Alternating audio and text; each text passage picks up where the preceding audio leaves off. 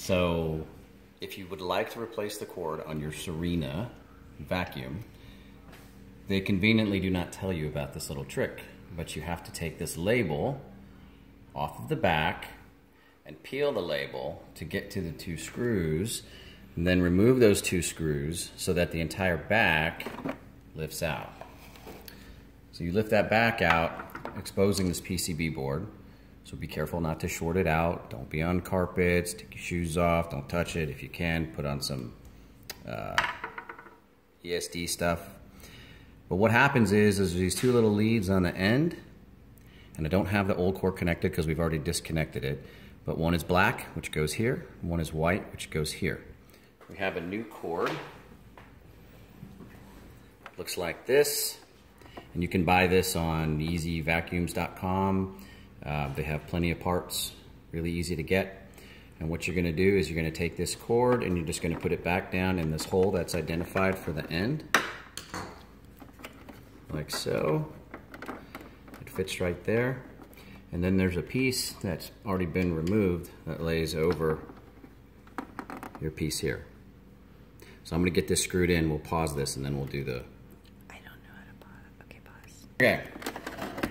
So with that piece screwed in, you want to take the black lead back to the back, and you want to place it on here. And we got to stretch the cord just a little bit, so don't be afraid. Do your best to keep your hands off the board.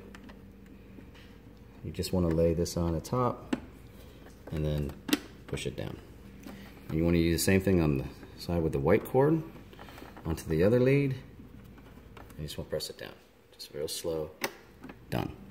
Now you've made all the connections on the cord. The only thing you want to make sure of is that this base piece sits down inside this circle the way that it's supposed to. And if it doesn't, you're going to have to loosen up, like we'll have to do. You'll have to loosen up these the screws just a little bit.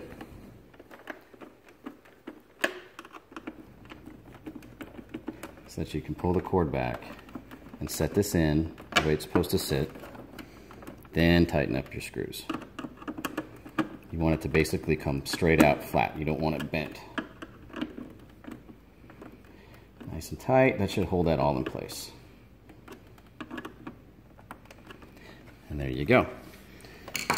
Once that's done, this will want to try to come out, but you kind of want to keep it in a little bit. As you put the back on, there's a little notch in the side here. You want to line that up with that cord as you replace this piece. And there you go. Then you can take the 2 screws you had. Those are 3, those are the wrong ones. These 2 right here, I think you had. There you go. Oh, I'll just get them. The same. Huh? They're the same.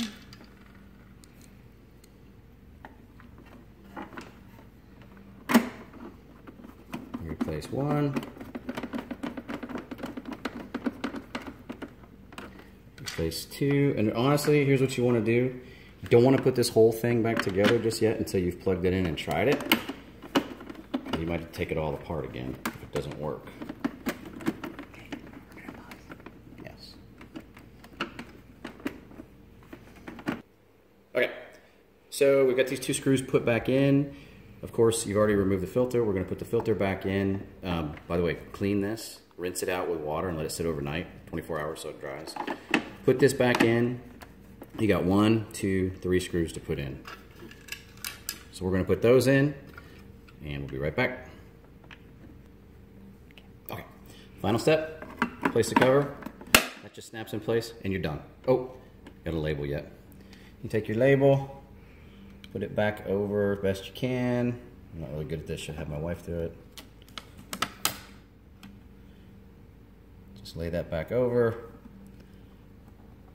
And there you go. In fact, done. So we're done? We're done? Yes.